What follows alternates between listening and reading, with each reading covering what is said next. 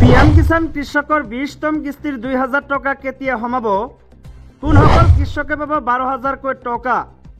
ৰাজ্যৰ আত্মসহায়ক গোটৰ 10000 টকা আকৌ সমাব, কিন্তু থাকিব লাগিব লিষ্টত নাম। লগতে ৰাজ্যৰ মুখ্যমন্ত্ৰী হিমন্ত বিশ্ব শৰ্মাৰ কেইবাটাও গুৰুত্বপূৰ্ণ ঘোষণা, আন কেইবাটাও খবৰ একেলগে জানিব পাৰিব ভিডিঅ'টো চাই থাকিব। অসমৰ লগতে ভাৰতৰ বিভিন্ন প্ৰান্তৰ পৰা কেইবাটাও গুৰুত্বপূৰ্ণ খবৰ যুগুতোৱা হৈছে। এই ভিডিঅ'টোৰ মাধ্যমত সবিশেষ জানিব পাৰিব। ভিডিঅ'টো চোৱাৰ এটা ৰিকুৱেষ্ট, যদি আপোনালোকে চেনেলটোত নতুনকৈ আছে তেন্তে চেনেলটো ছাবস্ক্ৰাইব কৰাৰ লগতে ভিডিঅ'টোত এটা লাইক কৰি দিব। তেন্তে আহক বন্ধু বান্ধৱীসকল, আজিৰ ভিডিঅ'টো আৰম্ভ কৰোঁ। নমস্কাৰ। ৰাজ্যৰ প্ৰথমটো ডাঙৰ গুৰুত্বপূৰ্ণ খবৰ আহিছে পিএম কিষাণ কৃষকসকলৰ কাৰণে। পিএম কিষাণৰ কৃষকসকলৰ কাৰণে আহিছে এটা ভাল খবৰ। কেতিয়া লাভ কৰিব পিএম কিষাণ কৃষকসকলে 20 নম্বৰ ইনষ্টলমেণ্টৰ টকা? কেন্দ্ৰীয় চৰকাৰে দেশৰ কৃষকসকলক আৰ্থিক সাহায্য প্ৰদানৰ বাবে কেইবাখনো মহান আঁচনি আৰম্ভ কৰিছে। ইয়াৰ ভিতৰত আটাইতকৈ জনপ্ৰিয় আঁচনিখন হৈছে প্ৰধানমন্ত্ৰী কিষাণ সন্মান নিধি আঁচনি।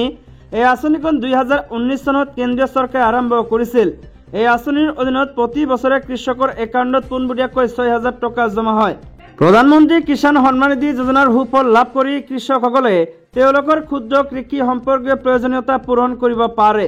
কিন্তু প্ৰতি বছৰে দিয়া এই 6000 টকীয়া আৰ্থিক সাহায্য 3টা সমান কিস্তিত প্ৰদান কৰা হয়।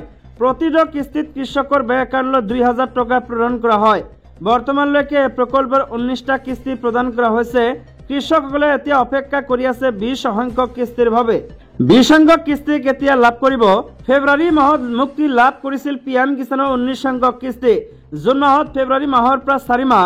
ইয়াৰ বাবে কেইবাটাও সংবাদ মাধ্যমত প্ৰকাশ পাইছে যে 20তম কিস্তি জুন মাহত আহিব পাৰে। অৱশ্যে এই সন্দৰ্ভত এতিয়ালৈকে চৰকাৰে একো ঘোষণা কৰা নাই। লগতে 20 নম্বৰ কিস্তি কোনে কোনে নাপাব? KYC নকৰিলে আঁচনিৰ জন উপলব্ধ নহ'ব বুলি চৰকাৰে অৱগত কৰিছে। ইয়াৰ বাহিৰেও যদি আধাৰ কাৰ্ড বেংক একাউণ্টৰ সৈতে সংযুক্ত নহয় তেন্তে আঁচনিৰ সুবিধা লাভ কৰিব নোৱাৰিব। ইয়াৰ উপৰিও পঞ্জীয়ন কৰাৰ সময়ত যদি ভুল তথ্য দিয়া হয় তেন্তে আঁচনিৰ ধন ৰখা হ'ব পাৰে। বৰ্তমান দেশৰ কোটি কোটি গ্ৰাহকে এই আঁচনিৰ সুবিধা গ্ৰহণ কৰি আছে। ফলত যদি আপুনি KYC কৰা নাই তেন্তে সোনকালে কৰাটো বাঞ্ছনীয়। দ্বিতীয় ডাঙৰ খবৰটো হৈছে আত্মসহায়ক গোটৰ কাৰণে। যিসকল মহিলাই এতিয়ালৈকে 10000 টকা লাভ কৰা নাই তেওঁলোকৰ কাৰণে ভাল খবৰ। অতি সোনকালে তেওঁলোকৰ বেংক একাউণ্টত সোমাই পৰিব টকা। কিন্তু চাব লাগিব আপোনালোকৰ লিষ্টত নাম আছে নে নাই। ইয়াত দেখুৱাইছোঁ, দেখিবলৈ পাইছে এয়া হৈছে আত্মসহায়ক গোটৰ লিষ্ট। আসাম, তাৰপিছত আপোনালোকৰ ডিষ্ট্ৰিক্টটো চিলেক্ট কৰিব, ব্লকৰ নাম চিলেক্ট কৰিব, গাঁও পঞ্চায়তৰ নাম চিলেক্ট কৰিব, ভিলেজৰ নাম চিলেক্ট কৰি ছাবমিট অপশ্যনটো চিম্পলি আপোনালোকে ক্লিক কৰি দিব লাগিব। আৰু ইয়াতে ক্লিক কৰাৰ লগে লগে চাব নতুনকৈ আৰু এখন লিষ্ট আপোনালোকৰ সন্মুখত আহিব। এইদৰে তলত যদি আপোনালোকে স্ক্ৰল ডাউন কৰি আহে তেন্তে দেখিবলৈ পাব আত্মসহায়ক গোটৰ লিষ্ট। এই লিষ্টখনত নাম যিসকল মহিলাৰ আছে তেওঁলোকে 10000কৈ টকা লাভ কৰিব দেখিবলৈ পাইছে। এইদৰে আপোনালোকে লিষ্টখন চেক কৰিব পাৰিব। দেখিবলৈ পাইছে প্ৰথম পৃষ্ঠাত যদি আপোনালোকৰ নাম নাই তেন্তে আপোনালোকে দ্বিতীয় পৃষ্ঠা, তৃতীয় পৃষ্ঠা এনেধৰণৰ আপোনালোকে ইয়াতে পেজ লাভ কৰিব। চিম্পলি আপোনালোকে এই সময়ত ক্লিক কৰি আপোনালোকৰ নামটো চেক কৰিব পাৰিব। যদি আপোনালোকৰ এই লিষ্টত নাম আছে তেন্তে আপোনালোকে লাভ কৰিব চৰকাৰৰ 10000কৈ টকা। প্ৰথম কিস্তিৰ 10000 টকা লাভ কৰাৰ পিছত সেই 10000 টকা যদি ভাল কামত ব্যৱহাৰ কৰে তেন্তে পৰৱৰ্তী সময়ত আপোনালোকে 20000 টকা লাভ কৰিব। আৰু 20000 টকা যদি আপোনালোকে পৰৱৰ্তী সময়ত ভাল কামত ইউজ কৰে তেন্তে পৰৱৰ্তী সময়ত 50000 টকা লাভ কৰিব। আৰু এই গুৰুত্বপূৰ্ণ মন্তব্য কৰিছে ৰাজ্যৰ মুখ্যমন্ত্ৰী হিমন্ত বিশ্ব শৰ্মাই। আপোনালোকে কমেণ্ট কৰি জনাব লিষ্টত আপোনাৰ নাম আছে নে নাই। পৰৱৰ্তী গুৰুত্বপূৰ্ণ খবৰটো হৈছে শংকৰজ্যোতি বৰুৱাৰ গ্ৰেপ্তাৰ সন্দৰ্ভত নীৰৱতা ভংগ আছুৰ। প্ৰথম প্ৰতিক্ৰিয়া হিচাপে সভাপতি উৎপল শৰ্মাই কৰিলে কেইবাটাও ডাঙৰ মন্তব্য। আছুৰ প্ৰাক্তন সাধাৰণ সম্পাদক শংকৰজ্যোতি বৰুৱাৰ গ্ৰেপ্তাৰ সন্দৰ্ভত প্ৰথমবাৰলৈ মুখ খুলিছে সদৌ অসম ছাত্ৰ সন্থাই। দীৰ্ঘ নীৰৱতা ভংগ কৰি প্ৰতিক্ৰিয়া ব্যক্ত কৰিছে সংগঠনটোৰ সভাপতি উৎপল শৰ্মাই। উৎপল শৰ্মাই কয় যে বিয়াৰ প্ৰলোভনেৰে যৌন শোষণ চলোৱাৰ অভিযোগত অভিযুক্ত হৈ ছাত্ৰ সন্থাৰ পৰা বহিষ্কাৰ ভয়ত পলাই যাবলগীয়া হৈছিল শংকৰজ্যোতি বৰুৱাই। তেওঁ কয় যে যৌন শোষণৰ অভিযোগত অভিযুক্ত শংকৰজ্যোতি বৰুৱাক লৈ ছাত্ৰ সন্থাৰ স্থিতি থকাৰ কোনো প্ৰশ্নই আহিব নোৱাৰে। যৌন শোষণৰ অভিযুক্তৰ পক্ষত ছাত্ৰ সন্থাৰ স্থিতি থাকিব বুলি আশা কৰাটো অনুচিত বুলি মন্তব্য উৎপলৰ। সেই যুৱতীগৰাকী এতিয়াও আছুত আছে বুলি উল্লেখ কৰি সভাপতিগৰাকীয়ে লগতে কয় যে বিয়াৰ প্ৰলোভনেৰে যৌন শোষণ চলোৱা অভিযুক্তৰ প্ৰতি ছাত্ৰ সন্থাৰ কোনো অনুকম্পা নাই। সেই ছাত্ৰীগৰাকী এতিয়াও আছুত আছে। এতিয়াও তেওঁ ন্যায় বিচাৰি আদালতৰ দুৱাৰে দুৱাৰে ঘূৰি ফুৰিছে। হেণ্ডকাপ প্ৰসংগত সভাপতি উৎপল শৰ্মাই কয় যে আপোনালোকে হেণ্ডকাপৰ কথা কৈ আছে, আমাৰ চিফ জৰিদাৰলৈ মনত পৰিছে বিয়াৰ প্ৰলোভনেৰে নিজৰ কামনা চৰিতাৰ্থ কৰা অভিযুক্ত এজনৰ সৈতে আছুৰ অন্য প্ৰাক্তন নেতাক তুলনা নকৰিবলৈ আছুৰ সভাপতিজনে লগতে অনুৰোধ জনায়। ৰাজ্যৰ পৰৱৰ্তী ডাঙৰ খবৰটো হৈছে এটা বিগ ব্ৰেকিং নিউজ। জব্দ হ'ব গৌৰৱ গগৈৰ পত্নীৰ পাছপোৰ্ট। 19 বাৰ নেপাল হৈ অথবা খোজকাঢ়ি পাকিস্তানলৈ গৈছিল গৌৰৱ গগৈৰ পত্নী। মুখ্যমন্ত্ৰীৰ বিস্ফোৰক অভিযোগ, তুংগত গৌৰৱ গগৈৰ পাকিস্তান বিতৰ্ক। এটা প্ৰশ্নৰ পোনপটীয়া উত্তৰ বিচাৰি হাবাতৰি খাইছে অসমৰ সাংবাদিকসকলে। সেই প্ৰশ্নটো হ'ল, সাংসদ গৌৰৱ গগৈ পাকিস্তানলৈ গৈছিল নে নাই, আৰু যদিহে গৈছিল কলৈ গৈছিল আৰু কিয় গৈছিল? এই প্ৰশ্নৰ পোনপটীয়া উত্তৰ দিয়াৰ পৰা বিৰত আছে সাংসদ গৌৰৱ গগৈ। আৰু ইয়াৰ বিপৰীতে মুখ্যমন্ত্ৰী শৰ্মাই গৌৰৱ গগৈৰ পাকিস্তান ভ্ৰমণ সন্দৰ্ভত ইটোৰ পিছত সিটো বিস্ফোৰক অভিযোগ উত্থাপন কৰি গৈছে। গৌৰৱ গগৈৰ পাকিস্তান ভ্ৰমণ বিতৰ্কই দৈনিক নতুন মাত্ৰা লাভ কৰিছে। ছেপ্টেম্বৰত গৌৰৱ গগৈৰ পাকিস্তান ভ্ৰমণৰ সকলো তথ্য ফাদিল কৰাৰ লগতে এই ক্ষেত্ৰত ব্যৱস্থা গ্ৰহণ কৰা হ'ব বুলি মুখ্যমন্ত্ৰীগৰাকীয়ে দাবী কৰি আহিছে। ইয়াৰ বিপৰীতে ছেপ্টেম্বৰত মুখ্যমন্ত্ৰীৰ মিথ্যাচাৰ ফাদিল হোৱাৰ পিছত বিজেপিত এটা ডাঙৰ ভূমিকম্প হ'ব বুলি প্ৰতিক্ৰিয়া প্ৰকাশ কৰিছে সাংসদ গৌৰৱ গগৈয়ে। মুখ্যমন্ত্ৰীৰ দাবী, ছেপ্টেম্বৰত তথ্য সহকাৰে ফাদিল হ'ব সাংসদ গৌৰৱ গগৈৰ পাকিস্তান কাণ্ড। কেৱল সেয়াই নহয়, জব্দ হ'ব গৌৰৱ গগৈৰ পত্নীৰ পাছপোৰ্ট, লোৱা হ'ব আৰু বহুখিনি ব্যৱস্থা।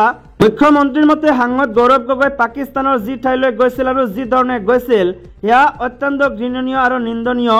মুখ্যমন্ত্ৰীৰ দাবী, পাকিস্তানৰ পৰা অহাৰ পিছত গৌৰৱ গগৈ সংসদত উত্থাপন কৰা প্ৰশ্নসমূহৰ বিষয়ে শুনিলে সকলোৰে গাৰ নোম শিয়ৰি উঠিব। মুখ্যমন্ত্ৰীগৰাকীয়ে অভিযোগ তোলা মতে সেই সময়ত গৌৰৱ গগৈ ভাৰতৰ নিউক্লিয়াৰ অস্ত্ৰ ভাণ্ডাৰ সন্দৰ্ভত প্ৰশ্ন সুধিছিল। ভাৰতে ৰাফেল যুঁজাৰু বিমান S-400 ক্ৰয় কৰাৰ বিৰোধিতা কৰিছিল। মুম্বাইৰ তাজ হোটেলত আক্ৰমণ চলোৱা সন্ত্ৰাসবাদী দলটো যি পথেৰে ভাৰতত প্ৰৱেশ কৰিছিল, পথত কেনে নিৰাপত্তা ব্যৱস্থা গ্ৰহণ কৰা হ'ল সেই তথ্য গৌৰৱ গগৈয়ে জানিবলৈ বিচাৰিছিল বুলি অভিযোগ তুলিছে মুখ্যমন্ত্ৰীগৰাকীয়ে। আনহাতে গৌৰৱ গগৈৰ পত্নীয়ে 19 বাৰ পাকিস্তানলৈ অহা যোৱা কৰিছিল বুলি মত ব্যক্ত কৰি মুখ্যমন্ত্ৰী হিমন্ত বিশ্ব শৰ্মাই কয় যে ইয়াৰে একাধিকবাৰ তেওঁ নেপালৰে পাকিস্তানলৈ গৈছিল অথবা খোজকাঢ়ি গৈছিল। ৰাজ্যৰ পৰৱৰ্তী খবৰটো হৈছে, বানেৰে মোকাবিলা কৰিবলৈ সাজু ৰাজ্য চৰকাৰৰ প্ৰতিটো বিভাগ। আৰু এই মন্তব্য কৰিছে মন্ত্ৰী কেশৱ মহন্তই। সমাগত বাৰিষা সম্ভাৱ্য বানক লৈ পুনৰ এবাৰ শংকিত হৈছে ৰাজ্যবাসী। একেদৰে বানৰ মোকাবিলা কৰিবলৈও সাজু হৈছে ৰাজ্য চৰকাৰ। বিশেষকৈ বানপ্ৰাণ জিলাসমূহত তৎপৰতা গ্ৰহণ কৰিছে চৰকাৰে। প্ৰতিটো বিভাগে যুদ্ধংদেহী মনোভাৱেৰে বানৰ মোকাবিলা কৰাৰ প্ৰস্তুতি আৰম্ভ চলাইছে। তাৰ অংশ হিচাপে সম্ভাৱ্য বান সমস্যাৰ সৈতে যুঁজিবলৈ দুৰ্যোগ ব্যৱস্থাপনা বিভাগৰ লগত প্ৰতিটো চৰকাৰী বিভাগে কেনেদৰে সাজু হ'ব তাৰ বাবে শনিবাৰে ধেমাজি জিলা আয়ুক্তৰ কাৰ্যালয়ৰ সভাকক্ষ জিলা আয়ুক্ত ৰাহুল সুৰেশ জাবিৰ উপস্থিতিত অসম চৰকাৰৰ ৰাজ্যমন্ত্ৰী কেশৱ মহন্তৰ উপস্থিতিত এখন গুৰুত্বপূৰ্ণ পৰ্যালোচনা সভা অনুষ্ঠিত হয়। দিনৰ 11 বজাৰ পৰা বিয়লি 3 বজালৈকে অনুষ্ঠিত সভাত ধেমাজি জিলাৰ আটাইকেইটা চৰকাৰী বিভাগৰ শীৰ্ষ বিষয়া কৰ্মচাৰী উপস্থিত থাকে। লগতে মাজুলী আৰু লখিমপুৰ জিলাৰ কেইবাটাও চৰকাৰী বিভাগৰ বিষয়া কৰ্মচাৰীও এই সভাত অংশগ্ৰহণ কৰে। লগতে পৰৱৰ্তী খবৰটো হৈছে, পহলগামত নিহত শুভম দ্বিবেদীৰ পৰিয়ালক সাক্ষাৎ মন্ত্ৰী ৰঞ্জিত কুমাৰ দাসৰ। পহলগাম সন্ত্ৰাসবাদী আক্ৰমণত প্ৰাণ হেৰুওৱা শুভম দ্বিবেদীৰ পৰিয়ালক শনিবাৰে মন্ত্ৰী ৰঞ্জিত কুমাৰ দাসে সাক্ষাৎ কৰে। ANIৰ সৈতে হোৱা কথা বতৰাত দাসে অসমৰ মুখ্যমন্ত্ৰী হিমন্ত বিশ্ব শৰ্মা আৰু ৰাজ্যবাসীৰ হৈ শোক প্ৰকাশ কৰে। ৰঞ্জিত দাসে কয় যে অসমৰ মুখ্যমন্ত্ৰী হিমন্ত বিশ্ব শৰ্মাই আমাক ৰাজ্যবাসীৰ হৈ পহলগাম সন্ত্ৰাসবাদী আক্ৰমণত প্ৰাণ হেৰুওৱা সকলৰ পৰিয়ালক লগ কৰিবলৈ কৈছিল। মৃতকৰ পৰিয়ালৰ সদস্যক 5 লাখ টকাৰ ক্ষতিপূৰণ দিবলৈ মোক পঠিয়াইছে। মই পৰিয়ালটোক আশ্বাস দিছোঁ যে অসমৰ জনসাধাৰণ আৰু ৰাজ্য চৰকাৰে তেওঁলোকৰ সৈতে সদায় থিয় দিব। শুভম দ্বিবেদীৰ বিধৱা পত্নী ঐশ্য দ্বিবেদীয়ে অসম চৰকাৰৰ সমৰ্থনৰ বাবে কৃতজ্ঞতা জ্ঞাপন কৰে। তেওঁলোকে ইয়ালৈ আহিছিল শুভমক শ্ৰদ্ধাঞ্জলি জনাই আমাৰ পৰিয়ালক আৱেগিক সহায় আগবঢ়াবলৈ। তেওঁলোকে আমাৰ সৈতে অতি সুন্দৰকৈ কথা পাতিছিল আৰু সমৰ্থন আগবঢ়াইছিল। তাৰ বাবে মই তেওঁলোকক ধন্যবাদ জনাইছোঁ, ঐশ্য দ্বিবেদীয়ে এইদৰে উল্লেখ কৰে। খবৰটো হৈছে কঠোৰ নিৰ্দেশ, আদালতত হাজিৰ হ'বই লাগিব ৰাহুল গান্ধী। বিপদ বাঢ়িছে ৰাহুল গান্ধীৰ। শেহতীয়াকৈ পুৰণি এক গোচৰত ঝাৰখণ্ডৰ চাইবাছাৰ এখন বিশেষ আদালতে কংগ্ৰেছ নেতাগৰাকীৰ বিৰুদ্ধে জামিনবিহীন ৱাৰেণ্ট জাৰি কৰিছে। কংগ্ৰেছ নেতাগৰাকীক অহা 26 জুন 2025 আদালতত হাজিৰ হ'বলৈ কঠোৰভাৱে নিৰ্দেশ প্ৰদান কৰিছে আদালতে। উল্লেখ কৰা প্ৰয়োজন যে 2018 চনত ৰাহুল গান্ধীৰ এক বিতৰ্কিত ভাষণক লৈ চাইবাছাৰ CJM আদালতত এক মানহানিৰ গোচৰ ৰুজু কৰা হৈছিল। তাৰ পিছতে বাৰে বাৰে নোটিছ দিয়াৰ পিছতো আদালতত উপস্থিত হোৱা নাছিল ৰাহুল গান্ধী। অৱশেষত উপায়ন্তৰ হৈ আদালতে ৰাহুল গান্ধীৰ বিৰুদ্ধে জামিনবিহীন ৱাৰেণ্ট জাৰি কৰিছে।